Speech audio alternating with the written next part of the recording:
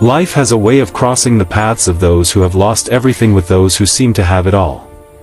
And what you are about to hear isn't just a story, it's a journey of heartbreak, hope, and a second chance at love. Stay with me until the very end, because this story will touch your heart in a way you'll never forget.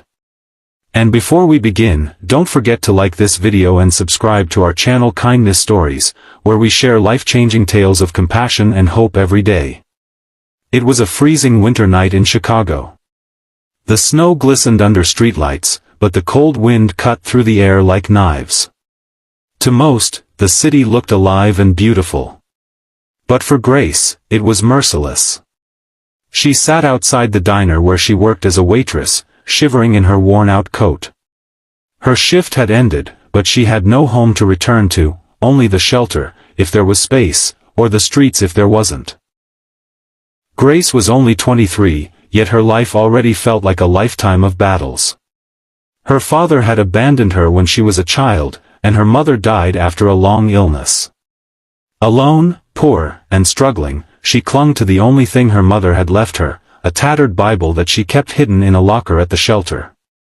She had once dreamed of being a teacher, but life had torn those dreams apart, leaving her with nothing but survival. That night in the diner, a man sat quietly in the corner with his little girl asleep against his arm. He had been there for hours, drinking coffee and saying little. He didn't look like the usual customers. His eyes were tired, but not restless. They carried a weight Grace recognized, the weight of grief. She noticed the tenderness with which he brushed a strand of hair from his daughter's cheek, and it made her heart ache. When Grace approached to clear the plates, the man spoke softly. "She's had a rough time lately." Grace glanced at the girl. She was small, beautiful, and innocent. "She looks like an angel." "How old is she?" "6, he replied, his voice faltering slightly. "Her name is Sophie. Her mother passed away a few months ago." Grace froze. The words hit her like a stone. She knew the pain of losing a mother. She swallowed hard and whispered, "I'm so sorry." The man looked at her with quiet intensity. "What's your name?" "Grace." "I'm Michael," he said, extending his hand. She shook it, and in that brief moment she felt something strange. His handshake was strong but gentle. There was more to this man than his simple clothes suggested. And she was right. Michael Bennett wasn't just another grieving father, he was one of the wealthiest men in the city. A billionaire who owned vast chains of hotels and properties across the country. But none of that mattered tonight. Tonight, he wasn't a billionaire, he was just a father, broken and searching for something money couldn't buy. Michael started coming back to the diner regularly. Sometimes he brought Sophie, sometimes he came alone. He would sit quietly, order coffee, and watch Grace work. She was different from the other waitresses. She didn't try to charm customers for tips. She worked humbly, silently, with dignity, even when her manager scolded her unfairly. One evening, after Grace finished her shift, she stepped out into the biting cold. She hugged her coat tightly around herself when suddenly a sleek black car pulled up beside her. The window rolled down, and to her shock, Michael was inside. "Grace," he said, "let me drive you. It's freezing out here." She hesitated, shaking her head. "I can't. I don't really have a place. I usually stay at the shelter." Michael's expression changed, part confusion, part heartbreak. "You don't have a home?" Grace shook her head, embarrassed. Something inside Michael broke at that moment.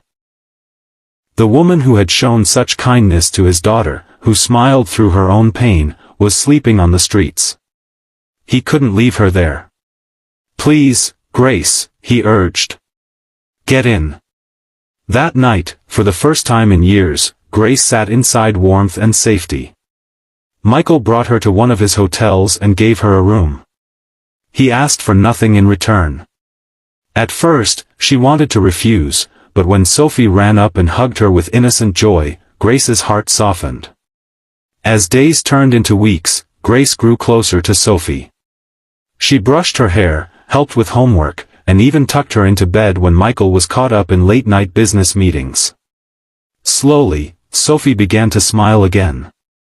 The laughter that had died with her mother returned, because of Grace. Michael noticed it all. One evening, as Grace quietly left Sophie's room after reading her a bedtime story, Michael stood waiting in the hallway. His eyes were filled with something deeper than gratitude. "Grace," he said softly, "I don't just want to thank you for what you've done for Sophie. I want to ask you something that might change everything." Grace's heart skipped. "What do you mean?" He stepped closer, his voice trembling. "Be my wife, and be her mother." Grace stared at him, her breath caught in her throat. She thought she must have misheard. Michael's eyes didn't waver. "I know it sounds sudden. I know your life hasn't been easy. Mine hasn't either. But Grace, you're the first person who's made Sophie laugh again. The first person who's made me feel hope. I don't care where you come from or what you've lost. I care about you. Marry me. Not just for me, but for her." Grace's hands shook. This was impossible. This was unreal. And yet, it was happening. Grace couldn't sleep that night.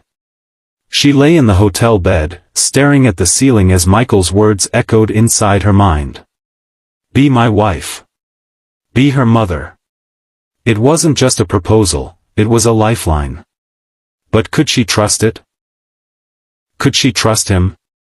The next morning at breakfast, Sophie climbed into Grace's lap with a bright smile.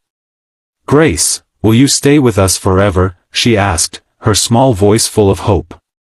That question pierced Grace's heart more than Michael's words ever could.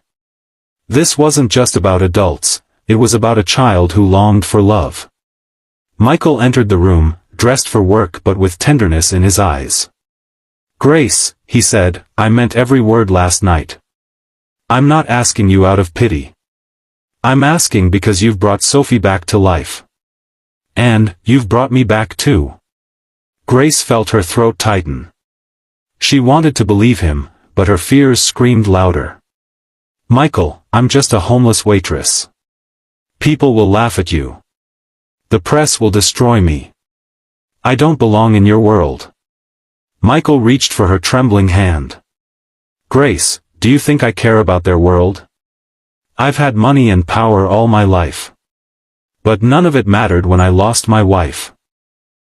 None of it matters if Sophie grows up without a mother. And none of it matters without love. You belong with us, Grace, not because of what you have, but because of who you are." Tears filled Grace's eyes. For the first time, someone didn't see her poverty. He saw her heart. That evening, Michael took Grace and Sophie to the rooftop of his hotel. The city lights sparkled below them, but all Grace saw was Sophie's joy and Michael's steady gaze. Michael knelt down, not with a diamond ring but with sincerity shining brighter than any jewel. "Grace," he whispered, "I don't want perfection. I want the woman who held my daughter when she cried. The woman who worked tirelessly even with nothing. The woman who reminded me that love still exists. Be my wife, and be her mother." Grace collapsed to her knees, tears streaming down her face. "Yes," she whispered. "Yes, Michael. I will." Sophie squealed and hugged them both tightly. For the first time in years, Grace felt she wasn't alone anymore. She wasn't just surviving, she had a home, not built of walls, but of love. Their wedding wasn't about headlines or wealth. It was simple, intimate, and filled with love. A billionaire and a homeless waitress. A father and his daughter. And a woman who had finally found where she belonged. As Grace walked down the aisle in a modest white dress, she realized something life-changing.